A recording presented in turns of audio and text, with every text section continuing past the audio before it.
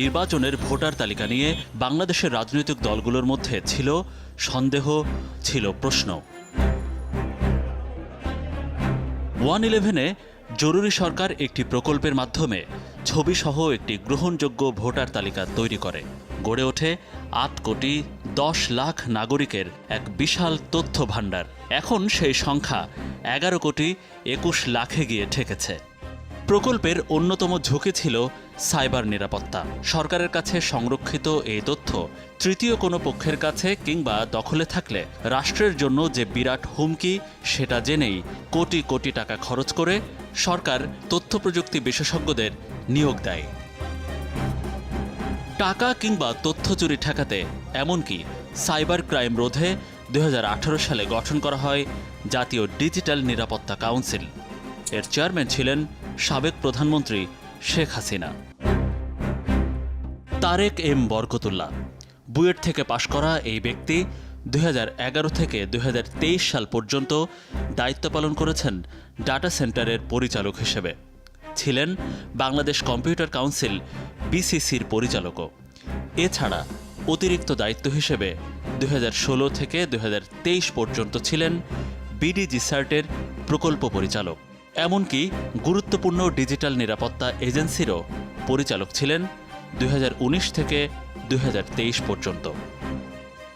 Digital নিরাপত্তা এজেন্সির কাজে ছিল জাতীয় নিরাপত্তা এবং আপনার আমার ডিজিটাল তথ্য সুরক্ষা দেয়া, কিন্তু ঘটেছে উল্টো।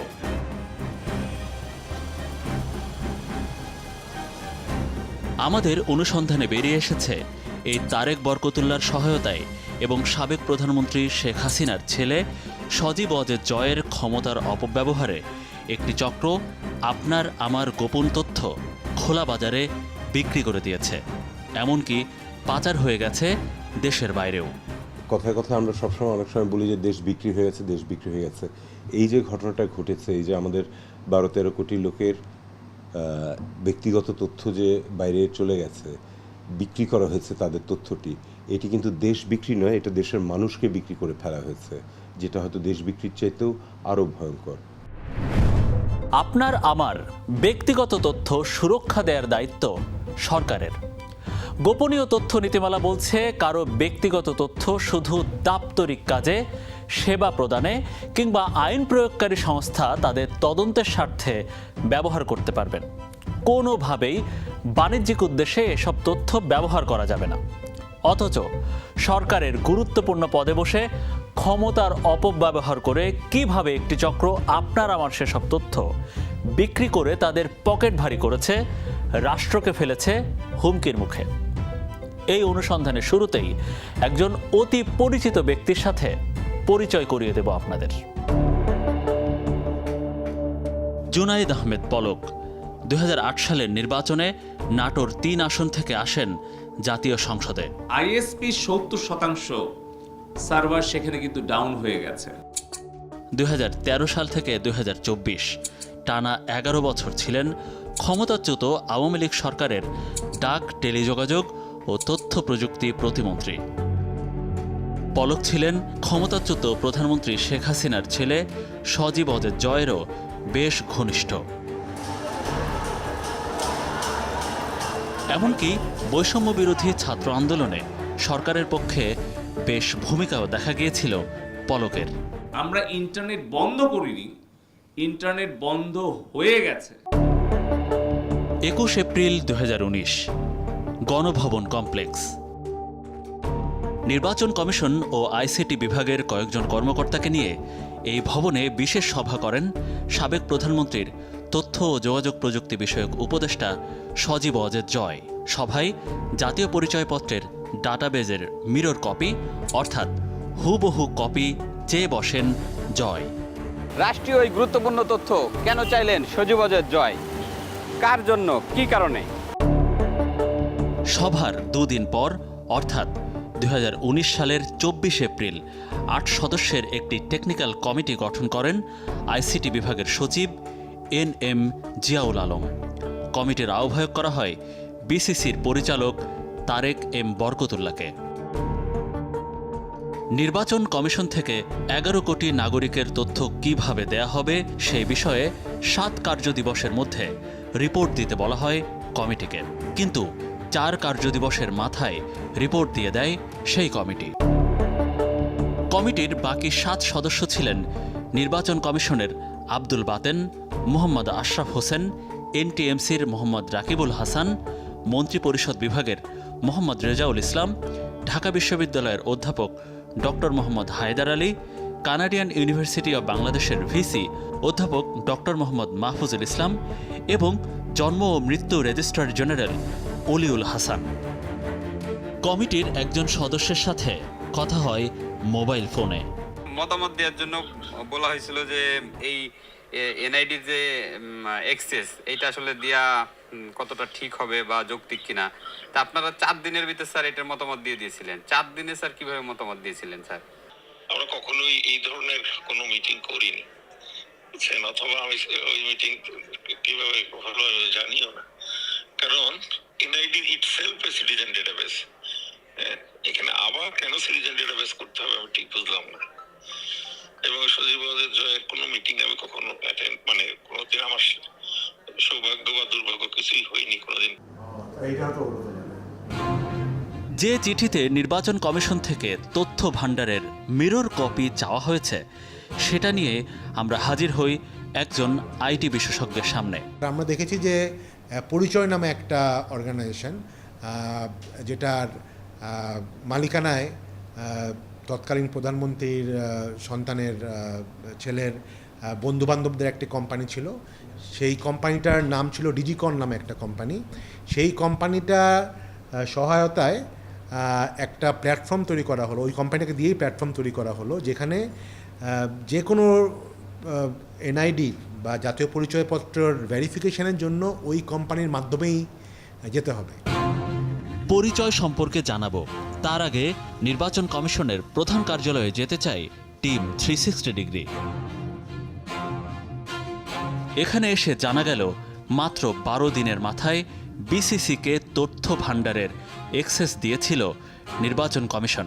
এখান থেকে পাওয়া গেল আরও একটা চিঠি। এই চিঠি নিয়ে আমরা আবারও যেতে চাই একজন আইটি এক্সপার্টের কাছে, দেখা যাক এখানে কোনো ফাঁকফোকর আছে কিনা।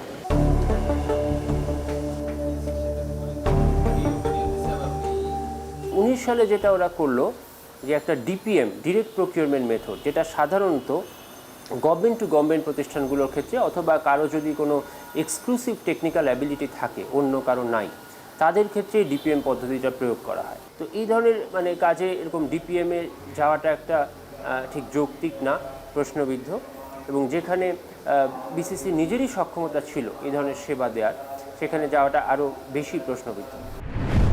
সরকারের খুব কাছাকাছি ছিলেন তারেক এম বরকতুল্লাহ।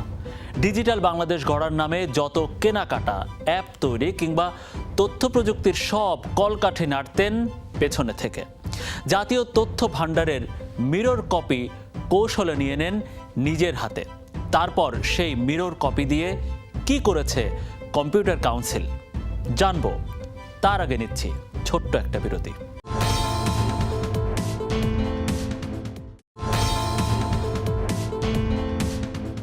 আমরা বলছিলাম আলোচিত তারেক বরকতুল্লাহর কথা, যিনি টেকনিক্যাল কমিটির প্রধান হয়ে নিজেই জাতীয় তথ্য ভাণ্ডারের মিরর কপি বেহাত করেন।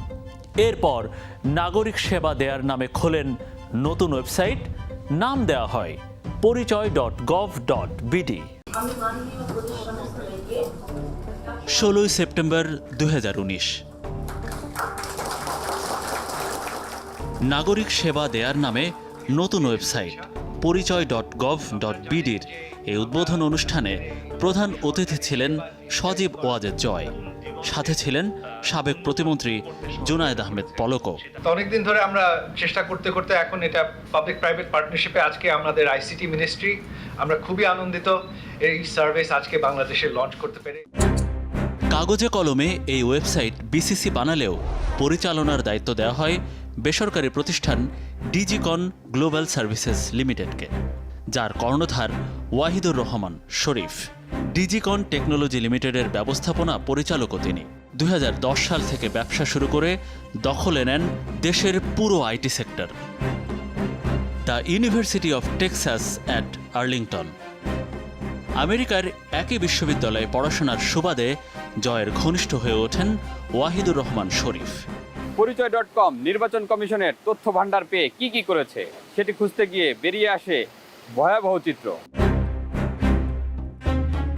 পরিচয় বাংলাদেশের official API identity verification site. Porichoy 182টি প্রতিষ্ঠানের কাছে বাংলাদেশি সব নাগরিকের ব্যক্তিগত তথ্য বিক্রি করে দিয়েছে। এর মধ্যে সরকারি বেসরকারি দেশি বিদেশি প্রতিষ্ঠানও রয়েছে।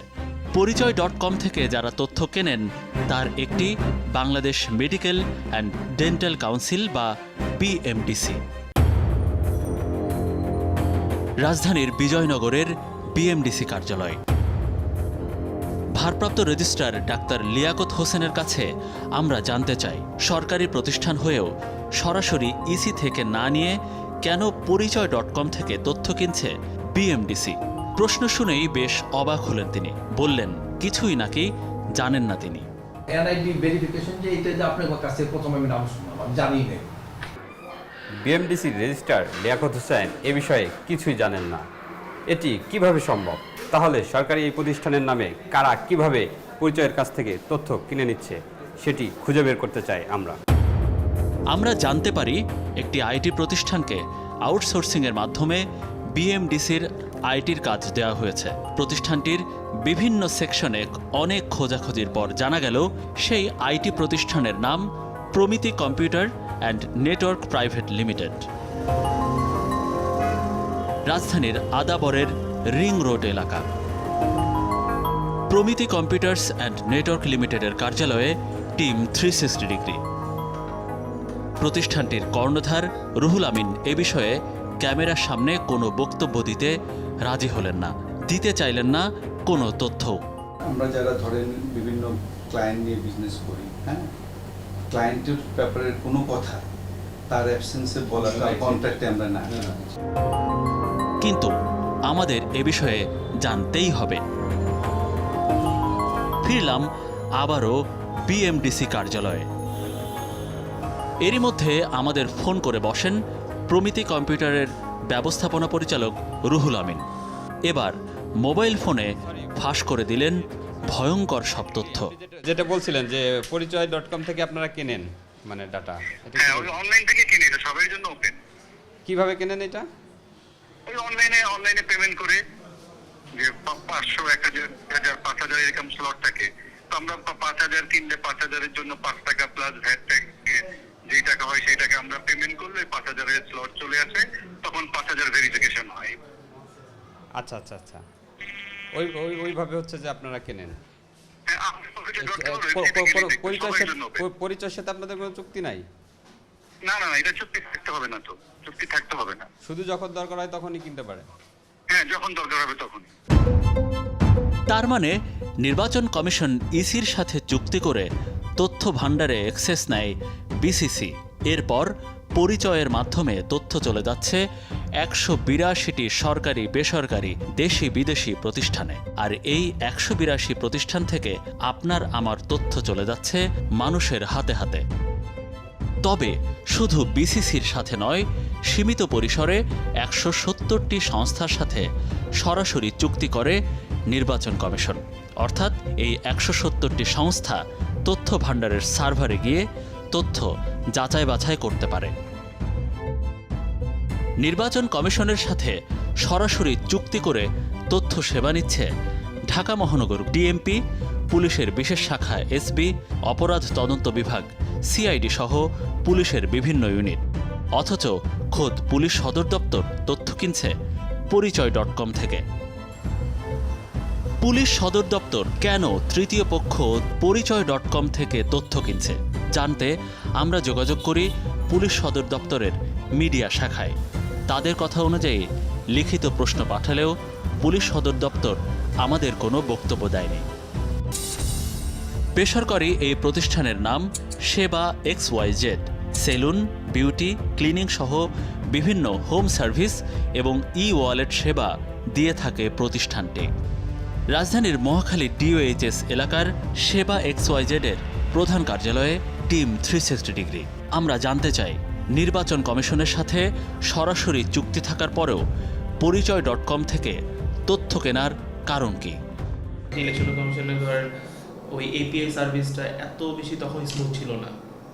আমাদের এন্ড থেকে আমরা নিজেরা টেকনিক্যাল টিম, আমাদের কিন্তু কোনো বাইরের টেকনিক্যাল টিম নাই। আমরা নিজেদের টেকনিক্যাল টিম দিয়ে আমরা এগুলো আমাদের যত টেকনিক্যাল ইস্যু আছে এগুলো সলভ করি। সার্ভিস যেহেতু আমাদের লাইভ আছে, সো একটাকে অফ করে আরেকটা তো ঠাস করে অন করা যায় না যদি সার্ভিস ওটা রান না হয়, যার কারণে দুইটা প্যারালালি ইভেন্ট হিসেবে ছিল। পরিচয় থেকে তথ্য কিনে নিয়েছে সালমান এফ রহমানের মালিকানাধীন প্রতিষ্ঠান বেক্সিমকো কমিউনিকেশন লিমিটেডও। তারা কেন এই তথ্য কিনেছে এবং এই তথ্য দিয়ে তারা কি করে তা জানতে আমরা হাজির হই তাদের কার্যালয়ে। কিন্তু এখানেও মুখ খোলেননি বেক্সিমকোর কর্মকর্তারা। পরিচয়.com থেকে তথ্য কেনা আরেকটি প্রতিষ্ঠানের নাম বেক্সিমকো কমিউনিকেশনস লিমিটেড। আমরা তাদের গুলশান অফিসে এসেছিলাম বক্তব্য জানার জন্য, কিন্তু এখানে এসে আমরা দেখতে পাচ্ছি নেম প্লেটই পাল্টে গেছে এবং এখানকার যারা নিরাপত্তার দায়িত্বে আছেন তারা আমাদেরকে জানিয়েছেন 5 তারিখের পর থেকে এখানে আর কেউ অফিস করছেন না বেক্সিমকোর। এবার আমরা নিজেরাই ক্রেতা সেজে পরিচয়.com থেকে তথ্য কিনতে চাই।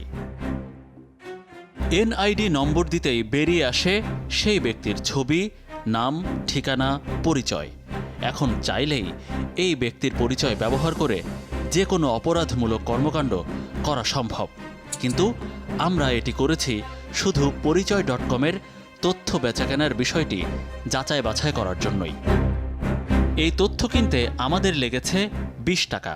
এর 2 টাকা নেবে বিসিসি, সেখান থেকে 1 টাকা চলে যাবে নির্বাচন কমিশনে, আর 18 টাকায় থেকে যাবে ডিজিকন গ্লোবাল সার্ভিসেস লিমিটেডের কর্ণধার জয়ের বন্ধু শরীফের পকেটে। এই শরীফের পকেট ভারী করতে এত আয়োজন করা হয়। বিশেষজ্ঞদের মত, ক্ষমতার অপব্যবহার করে সজীব ওয়াজেদ জয় এসব গর্হিত অপরাধ করেছেন। সজীব ওয়াজেদ জয় এবং এই পরিচয়.com-এর যারা স্বত্বাধিকারী বা তার সাথে যারা জড়িত, এবং এই মিরর কপি যে তাদের হাতে তুলে দেওয়া হলো, সেই মিরর কপি তুলে দেওয়া যেমন অপরাধ, পরবর্তীতে যদি এটা অন্য কোথাও শেয়ার হয় সেটাও তো অপরাধ।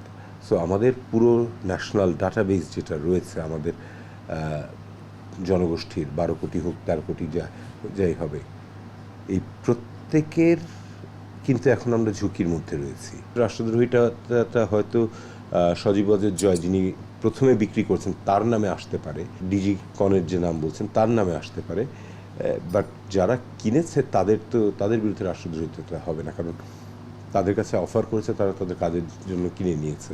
শুধু ব্যক্তির পর্যায়ে না, রাষ্ট্রীয় নিরাপত্তার জন্য এটা একটা বড় ধরনের হুমকি, এবং এটা যারা করেছে সেটা সম্পূর্ণ বেআইনিভাবে করা হয়েছে। এটা কোনোভাবেই রাষ্ট্র এটা করতে পারে না। আমি যখন কোনো জায়গাতে আমার ব্যক্তিগত তথ্যটা দিচ্ছি, আমার ব্যক্তিগত তথ্য দেওয়া অর্থ হচ্ছে যে আমার তথ্যটা সংগ্রহ করছে তার দায়িত্ব এটাকে সম্পূর্ণভাবে সুরক্ষা করা। জাতীয় তথ্য ভাণ্ডারের মিরর কপি বাইরে চলে আসার কারণে এখন আমি, আপনি কেউ আর নিরাপদ নই। দায়ী ব্যক্তি কিংবা প্রতিষ্ঠান সবার মুখোমুখি হতে চায় টিম 360 ডিগ্রি। তবে তার আগে নিচ্ছি ছোট্ট আরও একটা বিরতি।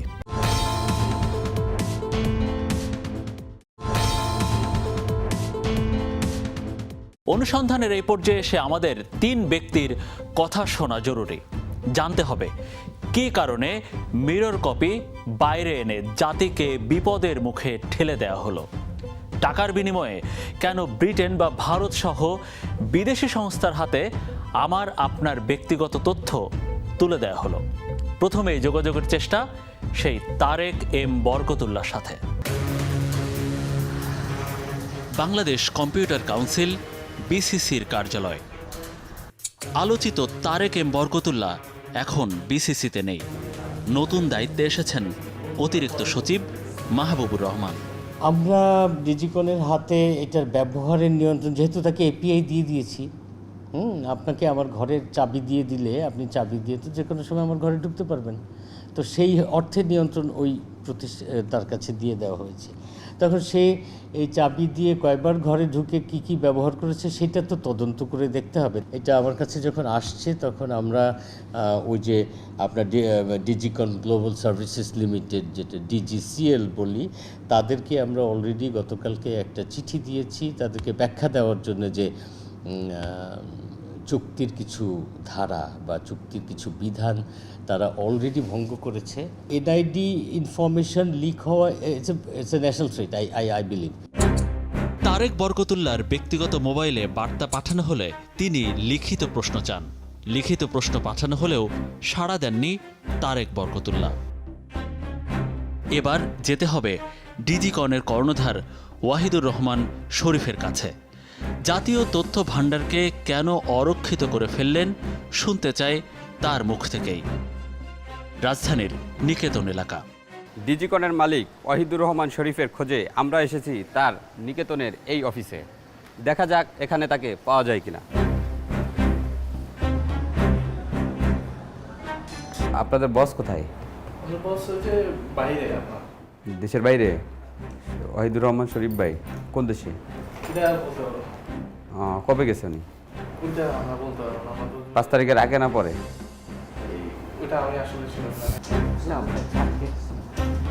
তবে ডিজিকনের এই কর্মকর্তা দিলেন ভিন্ন তথ্য।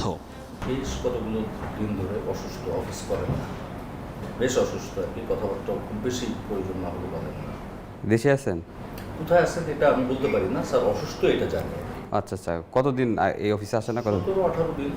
আপনার কার্ড দিয়ে গেলে আমি ডিটেলস আলোচনা করে আপনার সাথে কথা বলা গিয়ে। আমাদের ভিজিটিং কার্ড রাখা হলেও কেউ আর আমাদের সাথে যোগাযোগ করেননি। কিন্তু ওয়াহিদুর রহমান শরীফের বক্তব্য জানতে হবে। একদিন পর রাজধানীর মিরপুর এলাকায় ডিজিকনের আরেকটি অফিস এটি। আমরা এবার এসেছি ডিজিকনের মিরপুর অফিসে। আমাদেরকে অপেক্ষা করতে বলা হয়েছে, আমরা দীর্ঘ সময় অপেক্ষা করছি। দেখা যাক এরপরেও ওয়াহিদুর রহমান শরীফের দেখা মেলে কিনা। কিন্তু শরীফের দেখা না মিললেও ডিজিকনের বিজনেস হেড পরিচয়ে অভিজিৎ নন্দী নামের এই কর্মকর্তা আমাদের সামনে এলেন। এর কত সালে? এটা 2019। আচ্ছা আচ্ছা, তো সেক্ষেত্রে আমার থেকে আপনারা আনঅফিশিয়ালি চালান, 22 হচ্ছে দিয়ে অফিশিয়ালি দিয়ে আপনারা তো সার্ভিস দিচ্ছেন 19 সাল থেকে। 19 সাল থেকে। তার মানে 2022 সালে নির্বাচন কমিশনের সাথে আনুষ্ঠানিক সমঝোতা চুক্তির মাধ্যমে তথ্য ভাণ্ডারের মিরর কপি দেয়া হলেও তারা 2019 সাল থেকেই এই সুবিধা নিয়ে নিয়েছে।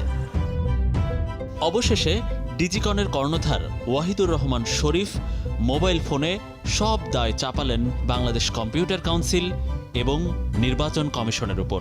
আপনার কি মনে হয় না যে আপনাকে ফেভার করার জন্যই সজীবের জয় এই পুরো? প্রথমে 2019-এ আসলে ওনাদের সাইডে কি হয়েছে না হয়েছে এটা আসলে আমাদের নলেজে নাই, এটা তো আমরা জানি না কোথায় কি মিটিং হয়েছে না হয়েছে। আমরা ওই ব্যাংকে সার্ভিস দিতাম, আমরা তো টেকনোলজি কোম্পানি, আমরা টেকনোলজি বিভিন্ন ধরনের টেকনোলজি প্রোভাইড করে থাকি। আপনাদের এই পরিচয়ের যে পুরো প্রক্রিয়াটাকেই ইলিগ্যাল বলছে। না এখন এটা ইসি যদি এটা বলে থাকে বিসিসি কে, এবং বিসিসি যদি তার পরিপ্রেক্ষিতে আমাদেরকে বলে যে না ঠিক আছে এটা এখন এই প্রসেস ইসি এরকম এত বছর এতদিনে কিন্তু আমাদেরকে বিসিসি বা ইসি কিন্তু কোনো রকমের কোনো কনসার্নও দেয়নি, কোনো রকমের কোনো কিছুই দেয়নি। এতদিন দেয়নি কারণ হচ্ছে যে এখানে সজীব অজয় জয়ের ইনভলভমেন্ট ছিল, এই কারণে দিতে পারেনি। 5 তারিখের পরেই কিন্তু চিঠিগুলো দেওয়া হয়েছে। এটা আমার জানা মতে তো এরকম কোনো রকমের আমি অ্যাটলিস্ট আমার নলেজে নাই। অনুসন্ধানে নামার পর আমরা আরও একটা ভয়ঙ্কর তথ্য খুঁজে পাই, আর সেটি হলো ইসির সার্ভারের অ্যাক্সেস পেয়ে যায় ভারতীয় একটি প্রতিষ্ঠান। প্রথমত ইসির সাথে চুক্তি করে জাতীয় তথ্য ভাণ্ডার সার্ভার অ্যাক্সেস নেয় সরকারি প্রতিষ্ঠান বাংলাদেশ সড়ক পরিবহন কর্তৃপক্ষ বিআরটিএ। তবে বিআরটিএর লাইসেন্স প্রিন্ট করার কাজ পায় ভারতীয় প্রতিষ্ঠান মাদ্রাজ সিকিউরিটি প্রিন্টিং লিমিটেড। আর এজন্য এই প্রতিষ্ঠানেও ইসির সার্ভারের প্রবেশের অ্যাক্সেস দিয়ে রাখে বিআরটিএ।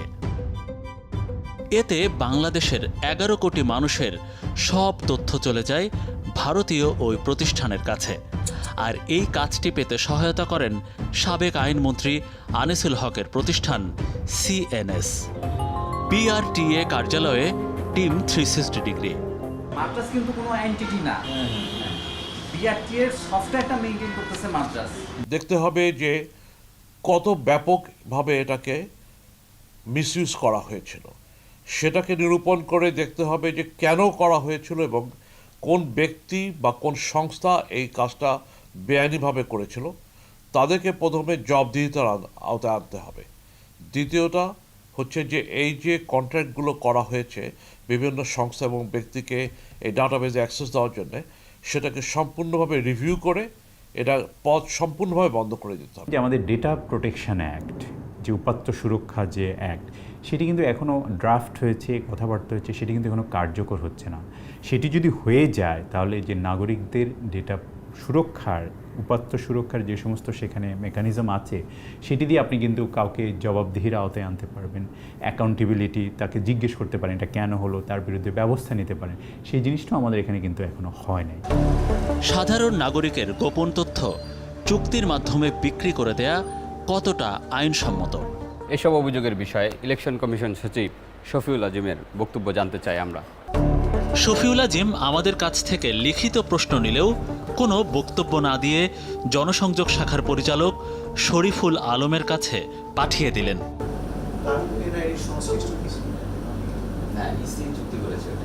সাথেই তো হবে, ইসি তো মাদার একটা প্রতিষ্ঠান, কিন্তু এখন ধরেন আপনি যাই জানতে যাবেন সেটা উনিই বলতে পারেন। সচিব স্যারের কাছে